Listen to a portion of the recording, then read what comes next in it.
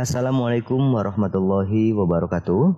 Selamat datang di episode menggunakan ID dan kelas pada list belajar HTML5 dan CSS3. Di sini kita akan membahas mengenai bagaimana kita akan menggunakan ID dan kelas. Karena di dalam mengimplementasikan CSS ke dalam kode HTML, kita memerlukan yang namanya selector ID dan selector class. Selector ID merupakan selektor yang digunakan untuk menentukan satu bagian pada satu halaman dan juga menentukan stylenya. Selector ID tidak dipanggil lebih dari satu. Selector ini bisa untuk membuat link pada section dalam satu halaman. Di materi sebelumnya, dalam mengatur teks di HTML, kita menggunakan elemen H1, kemudian memberikan atribut di elemen tersebut. Setiap kita mengetik H1 pada HTML, semua teks yang kita gunakan menggunakan tag H1 akan memiliki gaya yang sama. Tapi ada satu kondisi nih, di mana teks yang digunakan di tag H1 antara tag H1 dengan tag H1 yang lainnya memiliki gaya yang berbeda. Disinilah kita menentukan dan memerlukan namanya selector ID. Penulisan selector ID di CSS ditulis dengan awalan crash. Kemudian dilanjutkan dengan nama ID-nya. Sedangkan untuk penulisan di HTML diawali dengan ID sama dengan kutip 2 kemudian nama ID-nya. Kita akan gunakan tag yang sudah ada di index.html kita. Di sini kita memiliki tag H1 untuk header, tag H1 untuk footer. Yang kalau kita jalankan di browser, maka antara tag H1 header dengan tag H1 footer memiliki gaya yang sama. Karena di sini di CSS-nya untuk tag H1 sudah memiliki atribut-atribut seperti ini.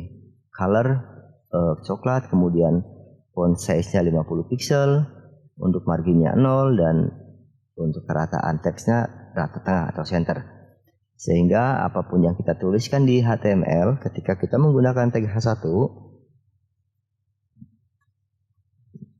apapun di sini,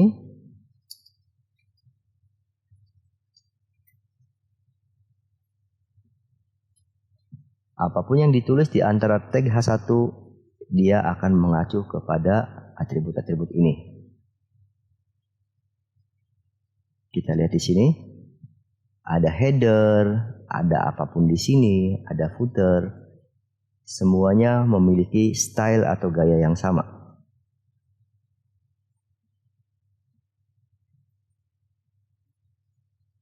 Kita hapus dulu. Mari kita mulai saja. Kita akan menyisipkan selector ID di salah satu tag H1 yang akan kita gunakan. Di sini ada terdapat gambar, kita jadikan komentar supaya tidak dibaca.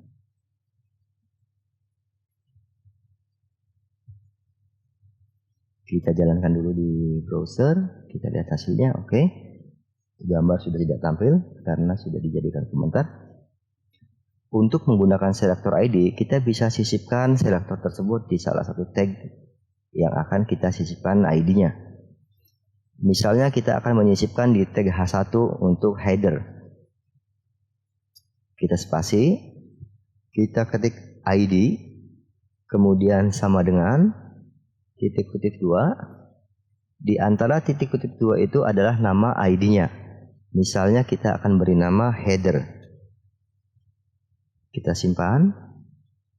Dari sisi HTML kita sudah menyisipkan selector ID. Kalau ini dijalankan masih belum berimbas karena belum kita atur di CSS-nya. Coba kita buktikan untuk kita jalankan di browser. Kita refresh, masih belum ada perubahan apa-apa. Tadi kita sisipkan selector ID di H1 untuk header. Di H1 untuk header, ya. Nah, sekarang kita akan atur dari sisi CSS-nya. Di sini kita terdapat satu buah file namanya style.css. Untuk penulisan selector ID di CSS, kita awali dengan crash, kemudian nama ID-nya. Tadi kita beri nama header. Tadi kita beri nama di sini untuk ID-nya adalah header, maka di CSS-nya kita tulis header. Kemudian spasi. Selanjutnya kurawal dan kurakhir, kemudian enter. Simpan dulu. Misalnya untuk ID header ini kita akan mengatur warna teksnya, misalnya kita akan gunakan purple. Kita tulis color, kemudian purple, kemudian kita simpan. Kita jalankan di browser. Ini kondisi di mana kita belum menentukan selektor ID di header. Ini masih menggunakan H1 yang sudah diatur di CSS, sehingga antara header dengan footer memiliki gaya yang sama. Nah, tadi kita sudah sisipkan di header itu ada selektor ID. Di sini kita sudah sisipkan selektor ID untuk header, bahwa untuk header ini warnanya adalah purple, bukan brown. Sekarang kita jalankan, kemudian kita refresh. Nah, kita lihat perubahannya.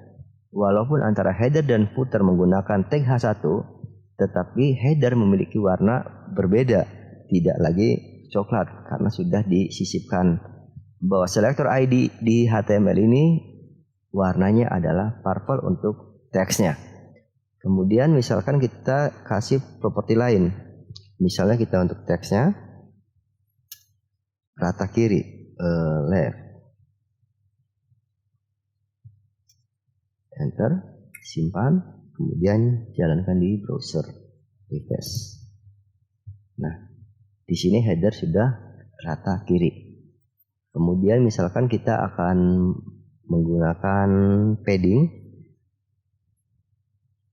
kita bikin satu atribut lagi, padding, misalnya 25 pixel atau 25 pixel aja. Kita simpan, kemudian kita jalankan di browser. Nah, ini perubahannya. Itu untuk penggunaan selektor ID di halaman HTML. Selanjutnya kita akan menggunakan selektor class.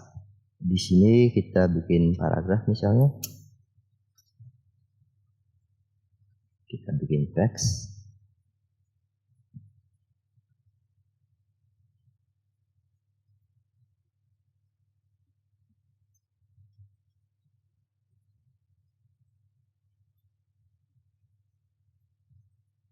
Kita simpan, kemudian kita copy.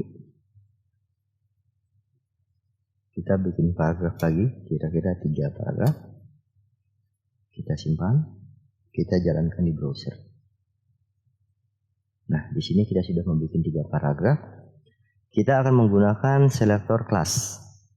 Seperti halnya yang dilakukan menggunakan selektor ID, untuk penggunaan selektor class ini kita sisipkan pada elemen tagnya. Misalnya kita akan sisipkan di tag paragraf. Kita beri spasi, kemudian kita tulis class paragraf class sama dengan kutip 2. Di antara kutip 2 ini kita beri nama kelasnya, seperti kita memberi nama ID. Misalnya kelasnya adalah paragraf. Kita simpan, kemudian kita copy, kemudian kita beri di paragraf di bawahnya.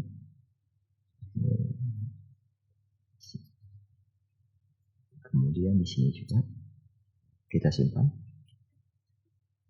Nah, selanjutnya coba kita jalankan di browser. Di sini masih belum ada perubahan karena kita belum menentukan kelas paragraf itu akan diberi elemen apa. Kita kembali ke style.css. Di sini kita tulis untuk pengaturan terhadap selektor kelasnya. Kalau menggunakan selektor ID yang diawali dengan class, untuk penggunaan kelas ini diawali dengan titik. Tadi kita tulis nama kelasnya adalah paragraf, maka di style.css atau di file CSS-nya kita tulis paragraf, disesuaikan dengan nama kelas di HTML-nya. Kemudian kurawal dan kurakhir, kita enter, kita simpan. Kita beri atribut. Misalkan untuk colornya kita beri green. Kita simpan. Kemudian kita beri apa lagi atributnya? Misalkan untuk font size-nya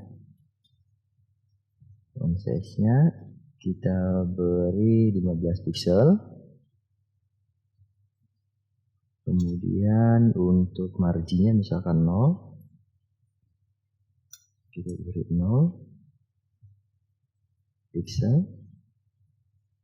Kemudian untuk perataannya kita rata tengah ya, misalnya text line, kemudian center. Selanjutnya kita simpan, kita jalankan di browser, kita refresh. Nah, ini paragraf pertama sampai sini. Kemudian ini paragraf kedua. Selanjutnya ini adalah paragraf terakhir atau paragraf ketiga. Di sini kita bisa lihat bahwa apa yang kita tentukan oleh kelas dengan nama kelas paragraf diterapkan pada semua elemen yang memiliki kelas paragraf. Jika ada satu kondisi ingin mengatur banyak elemen, hal yang bisa kita gunakan adalah dengan menggunakan kelas. Dari sini kita bisa membedakan antara penggunaan selektor ID dengan penggunaan selektor kelas pada SSS. Intinya, pada saat kita menggunakan selektor ID, maka selektor itu hanya bisa digunakan di satu elemen. Sedangkan untuk selektor kelas bisa digunakan di banyak elemen untuk mengatur teks tersebut. Oke teman-teman, sampai di sini perjalanan episode kita kali ini dalam menggunakan selektor ID dan selektor kelas. Selanjutnya, kita akan lanjutkan perjalanan kita di belajar HTML5 dan CSS3 di episode berikutnya.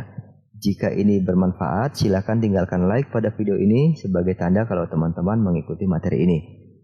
Jika teman-teman baru di channel ini, jangan lupa untuk klik tombol subscribe dan nyalakan loncengnya untuk mendapatkan video-video terbaru dari channel Supridev.